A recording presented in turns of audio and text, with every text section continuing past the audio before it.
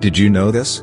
People say, "Bless you," because when you sneeze, your heart stops for a millisecond.